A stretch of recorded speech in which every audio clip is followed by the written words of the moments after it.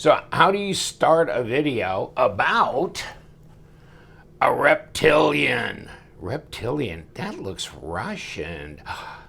Yeah, I think it is actually. Woo, that's a good knife.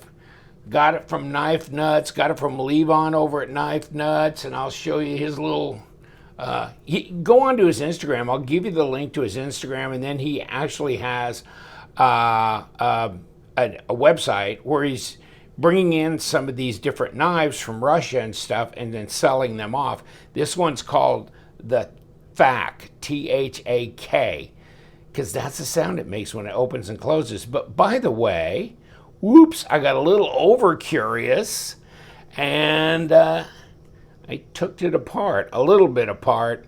I'm afraid to take it much more apart, but you can see how there's a spring inside on both sides, and then this, it's actuated by the scale. The scale lifts up and actuates it to disengage it so that you can fold it, unfold it, and release it. And so here's how that goes. I mean, obviously you're anchored back here, so I don't know that I can really show you, but then it's kind of a piston that you're pushing up, kind of like an axis lock, right? And then that releases the blade to open or to close, and then when it opens, it kicks in here. So if you see the inside of this, see, and it sets down over this insert here, and then it can lift, and we will do that when we get it back together because, okay, now I'm lifting it a bit, see, and it's out of that position, but you can see you've lifted the scale, now you've dropped it back down, and here it comes off the other side. But yes, and so you can see in both sides how that is, and it's got a D-shaped pivot, and it's kind of oily here and there. Other than that, it's a D2 blade. It's huge, okay? And this one's numbered. So I brought you in right in the middle of this, but I just thought no better way to start. Then, you know, it's funny because every once in a while I'll get somebody ask me, oh, does that knife have bearings or this or this or this?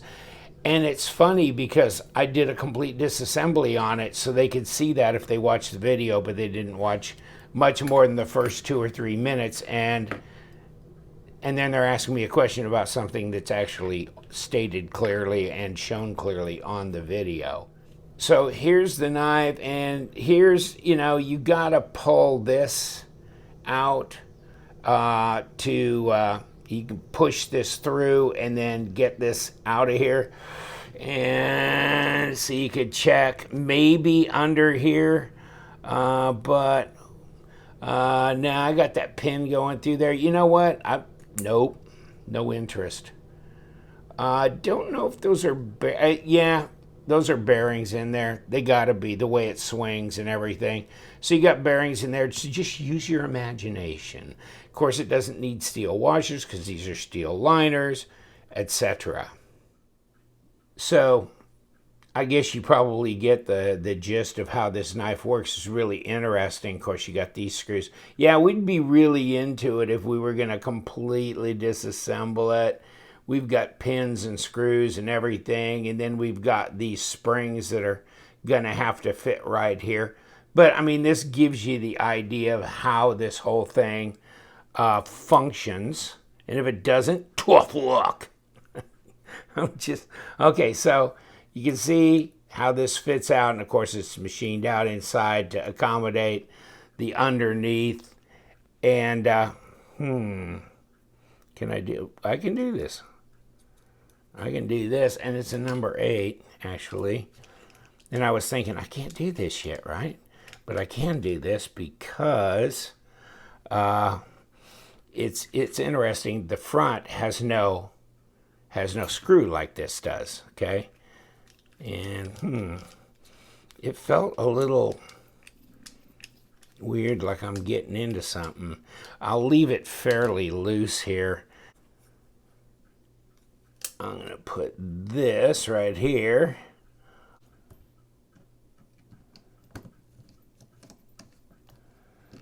Okay. Tighten down. There's some long screws. There's some shorter screws.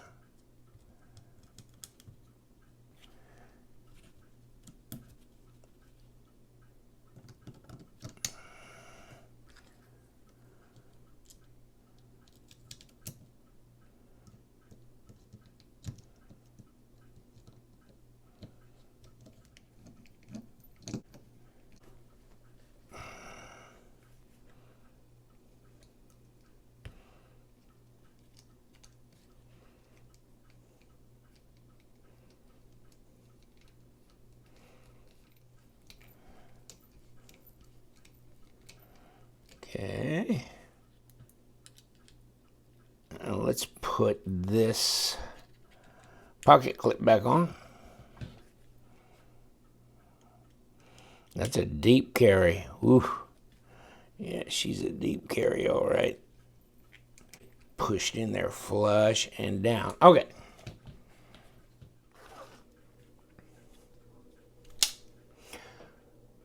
Thak. Is that why they call it the Thak? Thak. Thak. Now, this is the Reptilian Thak, T-H-A-K, number 496. God only knows if maybe that was only 500 made. I got in on the end of the deal. D2 steel, satin blade, red carbon fiber scales. Well, I don't know. It looks like there's grain for the carbon fiber all the way through. Not like it's just a G10 backing. Interesting. Don't know for sure. But yeah, this scale release here makes it, you know, like an axis lock in a way. You got this little area right here where that middle piece engages and locks it. And then, of course, to release it, you push the scale up, see, and it releases the blade. Design flow is pretty good here, not quite into the bolster.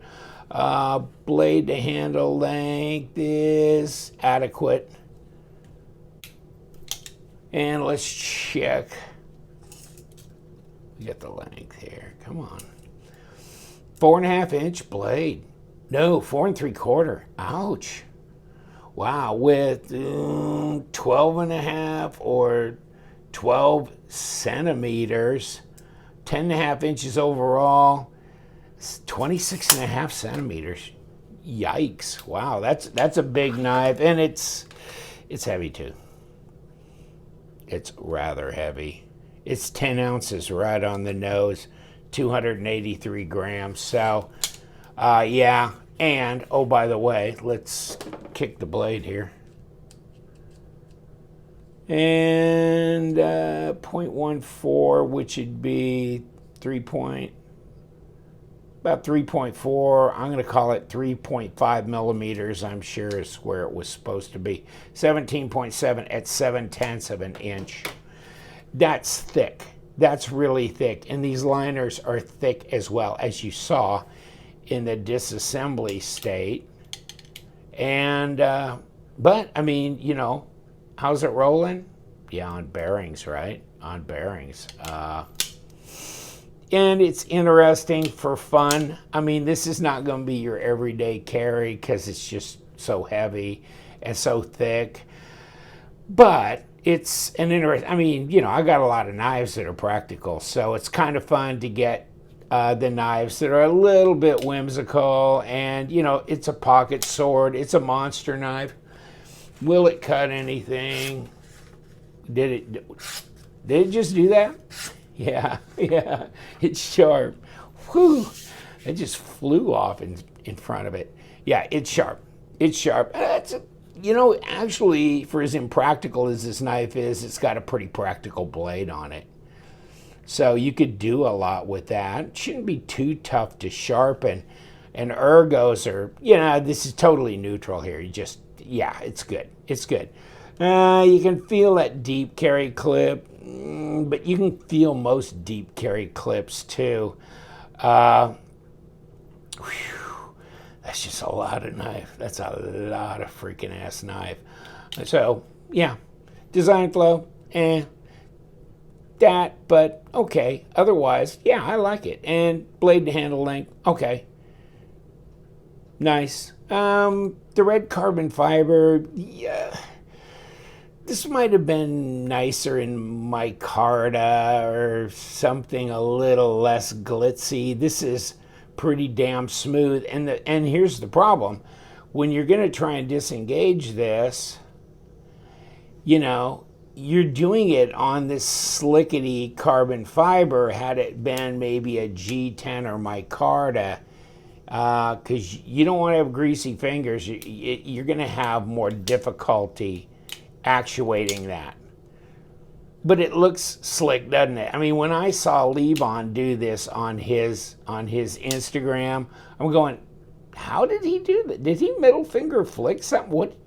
I didn't see a flipper tab. How did he get that open, And he had me fooled there for a little while, and finally I figured out he's doing something, but I'm not seeing it. And, you have to look carefully to see how this actuates here. But it's cool, and the Finca, this Thak, and other things that he's bringing in, importing from overseas and putting on his site are interesting. I'm going to have to keep vigilant on what he's doing, because the thing is, he won't get many knives and then they'll disappear super quick. And so if you don't stay current, you won't know. But, fit and finish is generally pretty good. I mean, they've broken the edges of the carbon fiber. You can see how they've done that. But here on the inside liners all the way around, by the way, you can open the knife like that. That could have been rolled out. It'd been nice if they would have been stonewashed or something. I don't know. But at least, beveled a little, chamfered, whatever you want to call it, to break those. Other than that, I don't see any real huge issues with it. The plunge looks okay. And it's sharp. And it's centered. And I'm not getting any play when it's closed. And sometimes you can get that on axis lock, piston lock knives. You can get play here. And sometimes that's just part of the deal. I got a big old SOG knife that's like that. And yeah, it's just like you're not going to take that out of there, the Fat Cat I've got. But this one, it's good that way. It's good that way. Cool, isn't it? Nice deep carry, and you know what? I haven't carried this yet. I'm cooler weather. Wear some heavy jeans and throw this in the pocket. I don't think it'd be that big a deal, to tell you the truth. But not for some. I mean, if it's hot where you live and you're wearing really lightweight clothes, this is going to be wobbling around in your pocket. It's just too much.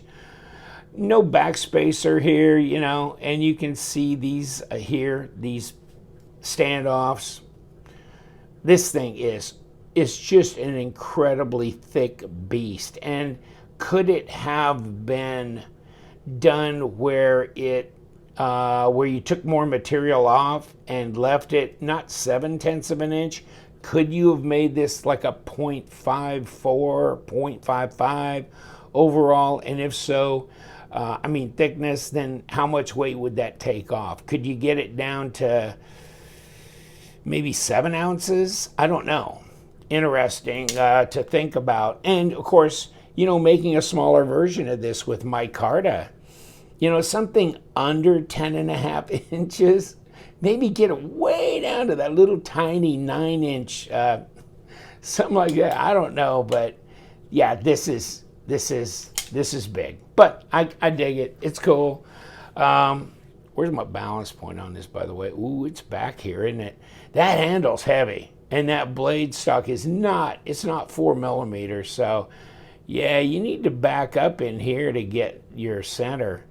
Otherwise, yeah, I mean, the hardware's nothing to write home about. But this knife wasn't very expensive. It was like 110 all in, included shipping. So I thought, oh, absolutely, pocket sword, crazy opening system,